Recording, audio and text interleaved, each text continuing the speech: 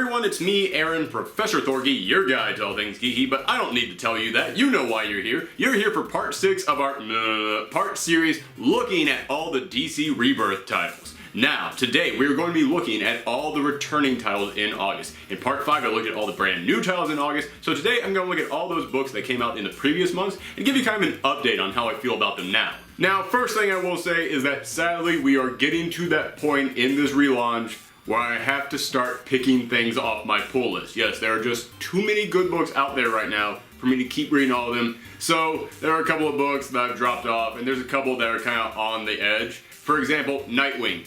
Nightwing I like how they write Nightwing in there. I think he's witty and quippy, and I like the relationship that he has with Barbara, and I also really enjoy this idea that he has to team up with a darker version of himself. I think that their relationship is written very well, but yeah, I just don't like the idea of Nightwing being a secret undercover agent working for the Parliament of Owls. Don't get me wrong, that was a story that they started long before this relaunch, so I understand they can't just abandon it, but at the same time, I kind of just want to read about Nightwing back in Bloodhaven. What can I say? That's the Nightwing that I want to read, and still, even in this relaunch, we're not getting it, so it's kind of on that edge. Another book that is possibly on that chopping block is Hal Jordan and the Green Lantern Corps. I enjoy this book. I think it's fun. I enjoy seeing Hal Jordan going out there and finding the Sinestro Corps, and also seeing the Green Lantern Corps coming back. I'm like, oh man, that's going to be big when they finally return. I'm looking forward to that. And also, I think the artwork is pretty darn good in there.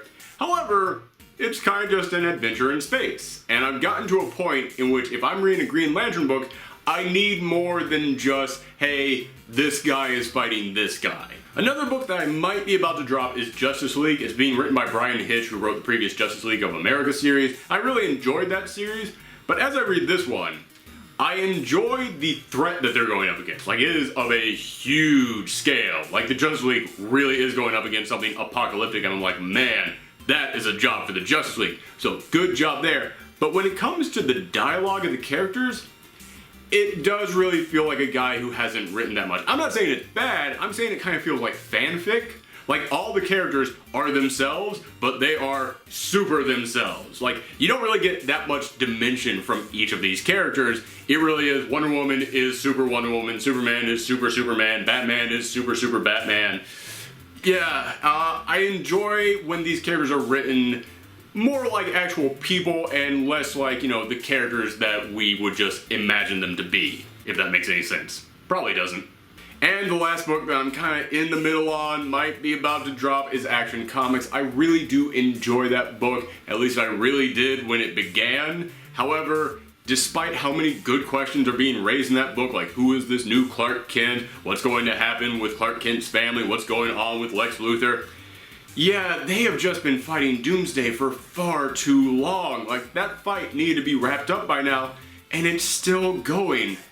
Yeah, man, what can I say? This storyline is dragging, so maybe when this storyline eventually ends, I will pick it back up and check it out then, but at the moment, I might have to drop it. But I just want to get those out of the way right now, because for the vast majority of Rebirth, I am still really enjoying all the books that they are putting out, and I'm just going to do these rapid fire today. I'm just going to run down all these books that I am absolutely in love with and tell you what it is that I find so amazing about them. So, in no particular order, I'm just going to start with New Superman. Now, I enjoyed that first issue. I thought that the character of Kenan Kong was a bit of a jerk when the book began, so I was like, oh, I don't want to read about this guy. But as the issue went along, I was like, oh, wait, I see why you're a jerk.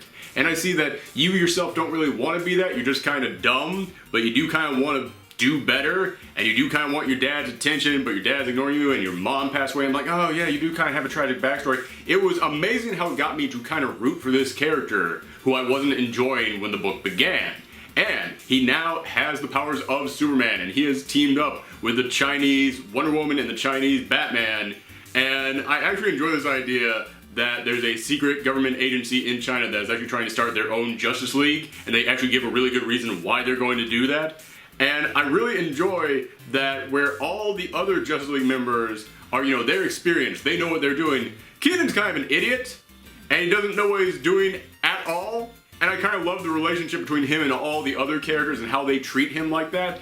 And it comes to a point in this issue, in issue number 2, in which you actually do see him kind of realize it's time to be a hero. You see him going out there and trying to do something Not so that he can be in the spotlight, not so that everyone can love him, but because he realizes it's the right thing to do. And when it got to that moment, I realized this is going to be a really great series. This is going to be an amazing journey for this character, and I love that in every single issue we get to watch him grow and develop a little bit more. And also, I gotta say, at the end of issue number 2, they did something I never ever would have thought they would have done in this series, and oh my god, I can't wait to see what happens next. So yeah, as of right now, I think this book is off to a great start, and I think that the character of Kenan Kong, he might end up becoming one of the best characters of 2016. Speaking of Superman, on the last episode I said that Superman, Batman, and Detective Comics are the 3 best books from Rebirth. Now, Superman, that series, it's still going strong. I'm still really enjoying what they're doing. It got a little bit weird towards the end of this first storyline, I have to admit that, and it's moving a little bit too fast and just jumping all over the place, but it still feels like a Superman story, and it does feel like they are capturing what Superman needs to be, and I love seeing Lois and Clark and their kid all working together as a team. I think that is awesome. In fact, there is a moment in the most recent issue in which the Eradicator is trying to destroy their child, and Superman has been sucked away into this vacuum dimension, and then Lois suits up in this giant mech and starts fighting him off herself, and I was like, way to go! Way to go! It's good to see Lois actually kicking some ass in this book too. Speaking of those other 2 books that I mentioned, Batman, really enjoying the way that Tom King writes Batman. I think they set up a great storyline, and it's clear that he has a vision for books to come years from now. However, I gotta admit, the end of the first storyline, dealing with Gotham and Gotham Girl, it was good, but it kind of left me going, oh, okay, so that's how it ended. Alright, like, it's not that it was bad. It's just that it had been building and building and building, and then it just ends like that. I'm not gonna say how it ended, but it just kind of ended like, oh, okay, so that did this, and alright, got it, cool.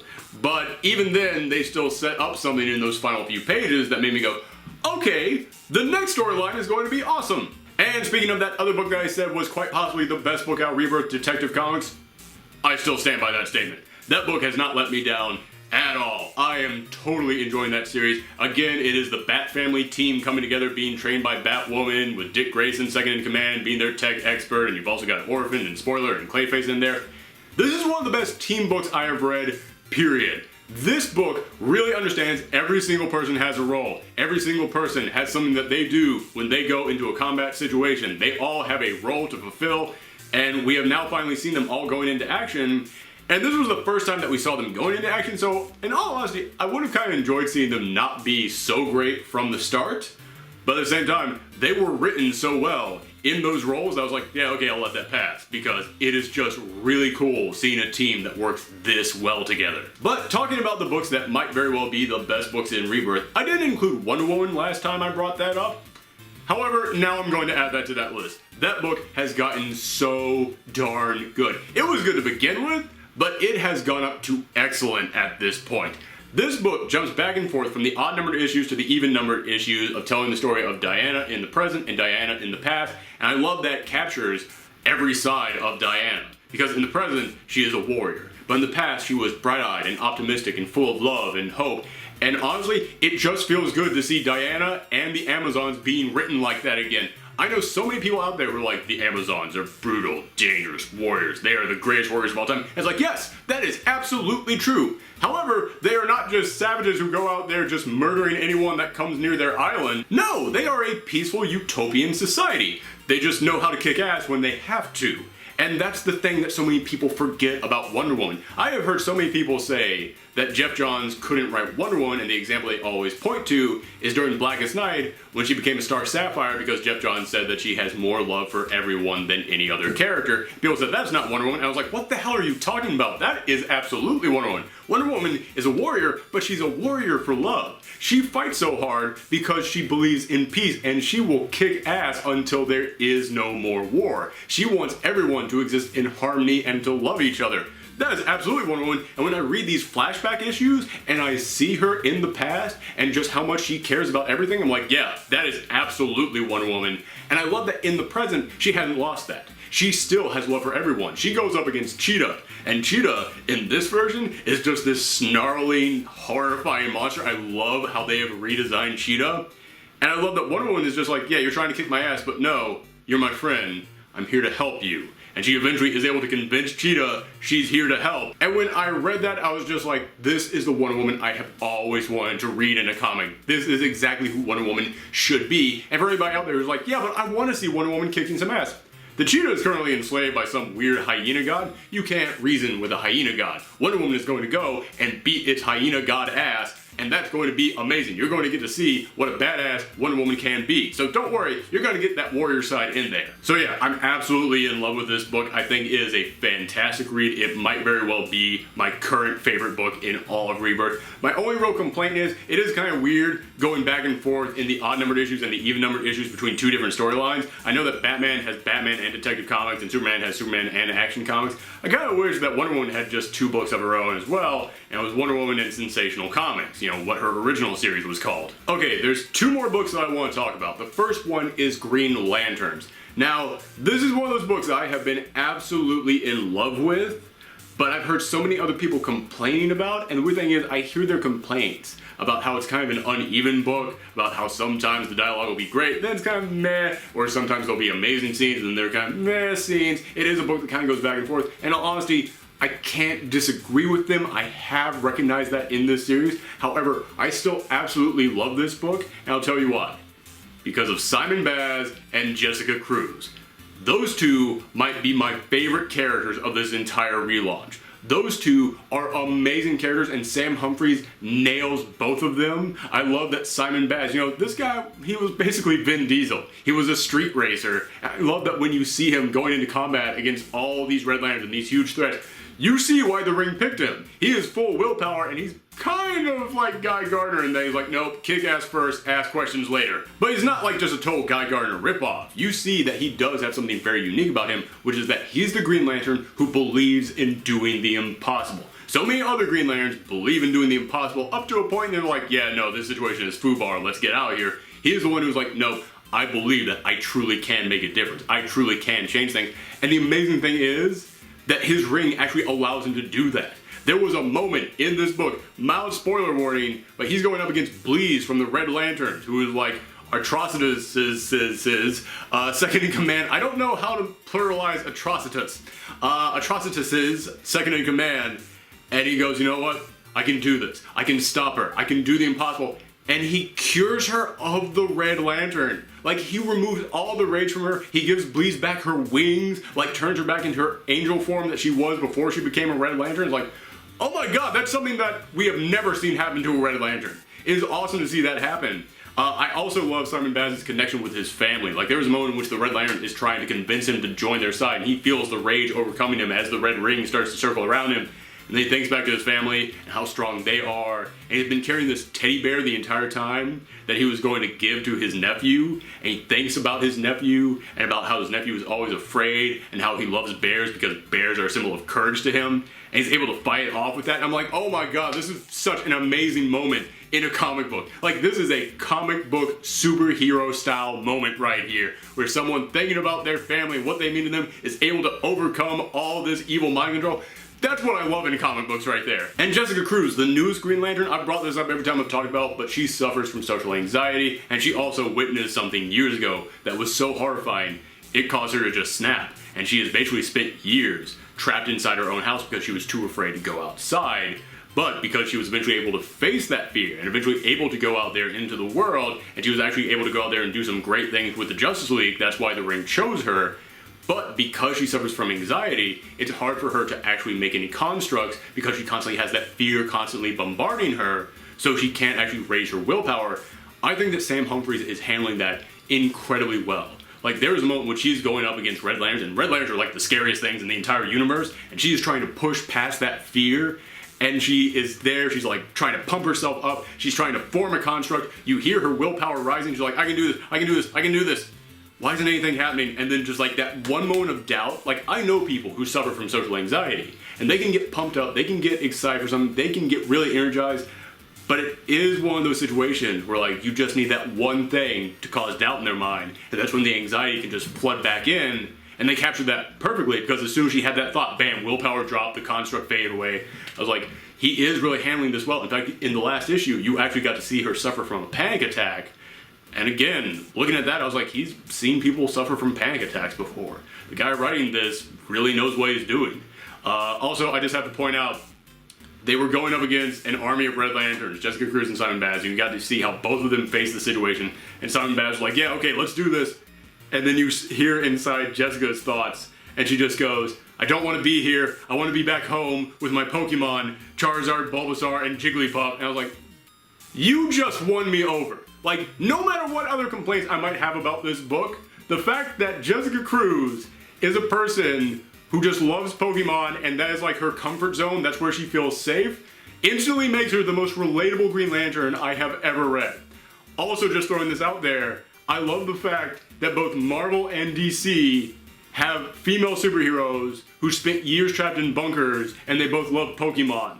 Marvel, DC, I know you have your problems and you're all angry at each other forever. I don't care about that. I need a crossover between Jessica Cruz and Silk, and I just need them to trade Pokemon the whole time. I don't even need them to go out there and fight any supervillains. By the way, Nintendo, in case you're watching, and I know you are, after you took down Pokemon Uranium and that Metroid remake, you kind of got some bad press going for yourself right now, so it might be in your best interest to do something kind of cool for the geeky community.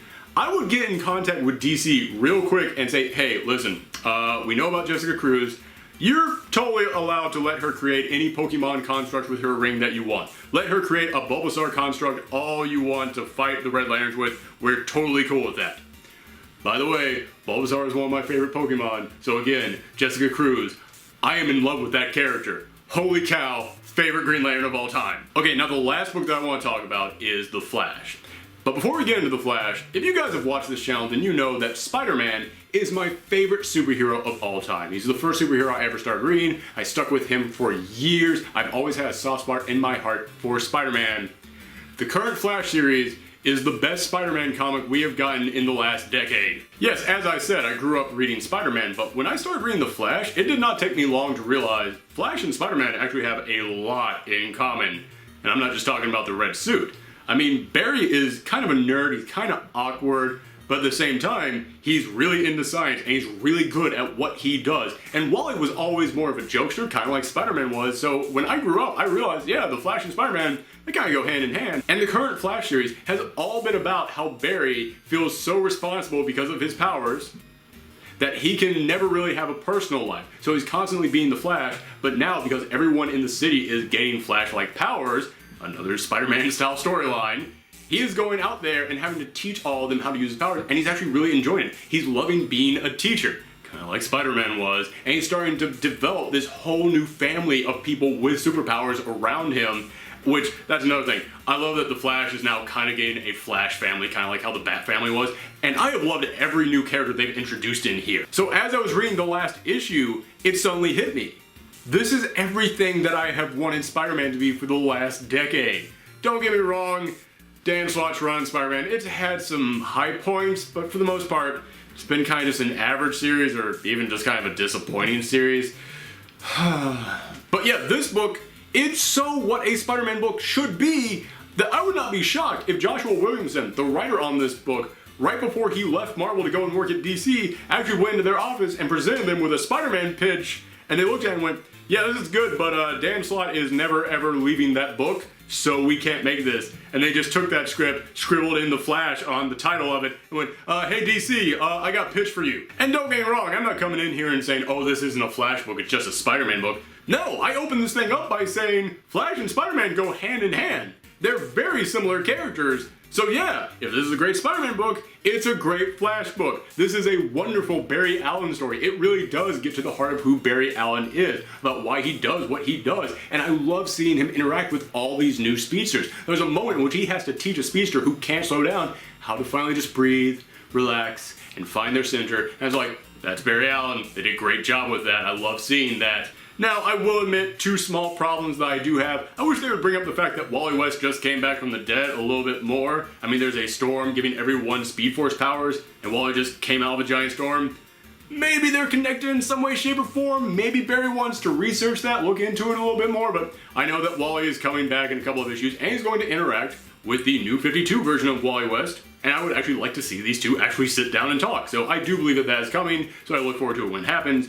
Also, I would like to say, I love all the new speedsters we've been introduced to. Something happens at the end of the issue that just came out today. I'm not going to spoil it, but I really hope it didn't happen. I really hope that was just a cliffhanger at the end of that issue to get us to come back, because I just don't want to see that happen. I really enjoy what they were doing with these characters, and I don't want to see what I think might have happened actually happen.